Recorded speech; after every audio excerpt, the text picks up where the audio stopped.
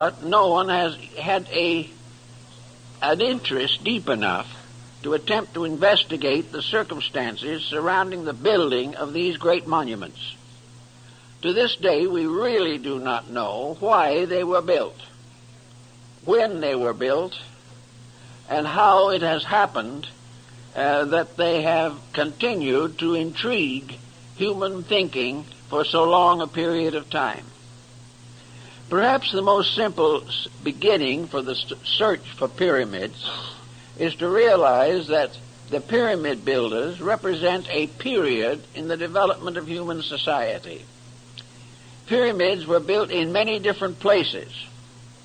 Probably one of the most interesting groups right here on the Western Hemisphere, the pyramid towers and temples of the Aztec and Maya culture.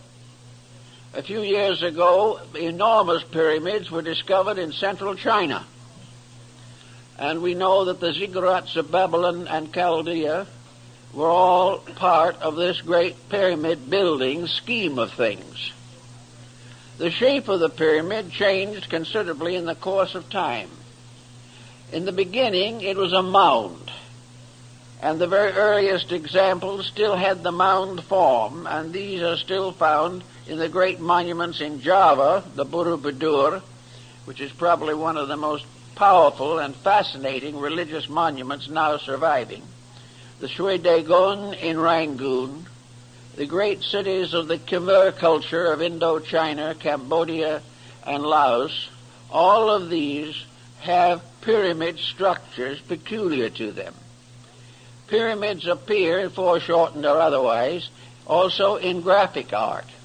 And among the mandalas of Tibet, Mongolia, Bhutan, Korea, China, and Japan, the pyramid design occurs frequently and represents a basis of a great meditation picture.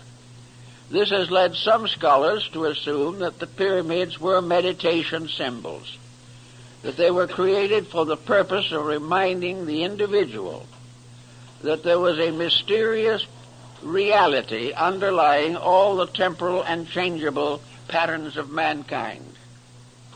In the Asclepian dialogue, Hermes describes the fact that in a sense these buildings were memorials to the divine power. They bore witness to those times and those thoughts when the gods walked with men. They became part of a traditional heritage. And if we study Neoplatonism, we will come to the conclusion that the gods who walked with men were actually the gods in men, that it was a divine level of insight which resulted in the great architectural feedback which we know as the pyramids. Actually, the circumstances around them challenge our imagination. We know that whoever built the Great Pyramid of Giza was well acquainted with astronomy, that he had a very complete knowledge of the solar system and all of the wonders of the cosmic plan as revealed through the bodies and objects moving in the heavens. He knew the distances between the Earth and the other planets of the solar system. He knew the precession of the equinoxes. He realized the importance of the star groups.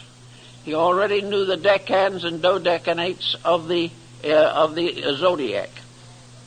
These things just do not fit into the general concept that we have of the state of the world when the pyramid was presumed to have been built.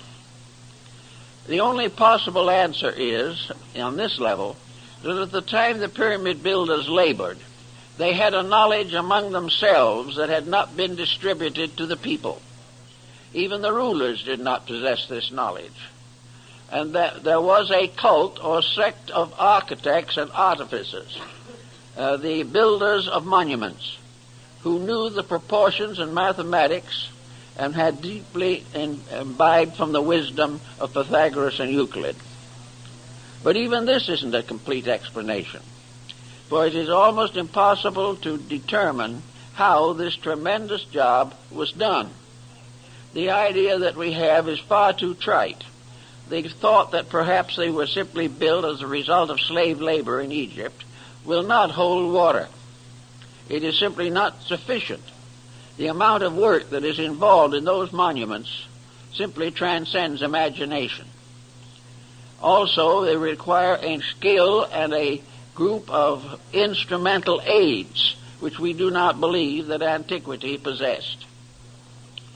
So a great many persons long ago in Alexandria, and more recently right here now, have fallen back upon this supernatural hypothesis. When we can't imagine how a thing was done, we begin to believe that it must have been done by magic or some supernatural power or force. The Chinese have long believed that their Great Wall was built by the gods.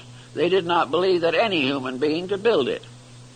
And it is only natural when we come into the presence of something that transcends our own abilities that we begin to wonder whether some strange esoteric means was involved, as in the case of the statues on Easter Island and many other such unsolved mysteries of antiquity.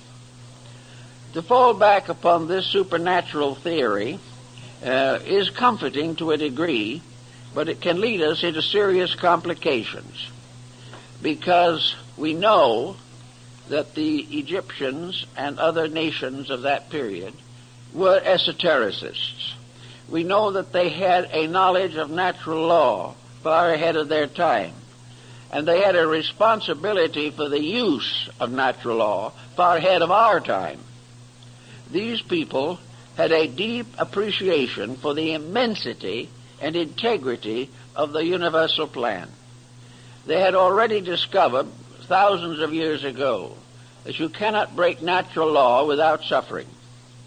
They had never developed that strange type of egotism which impels us often to assume that God is depending upon us to take care of his purposes and plans. They did not think this. They realized or believed that they were the servants of an infinite reality. Now, in the development of Neo-Alexandrian mysticism, we have an interesting point that is brought out by Plotinus and Proclus, namely that mysticism, which is an internalization of faculties and which releases certain esoteric forces within the person, very often, in fact almost always, also gives rise to a less fortunate situation, and that is psychic phenomena.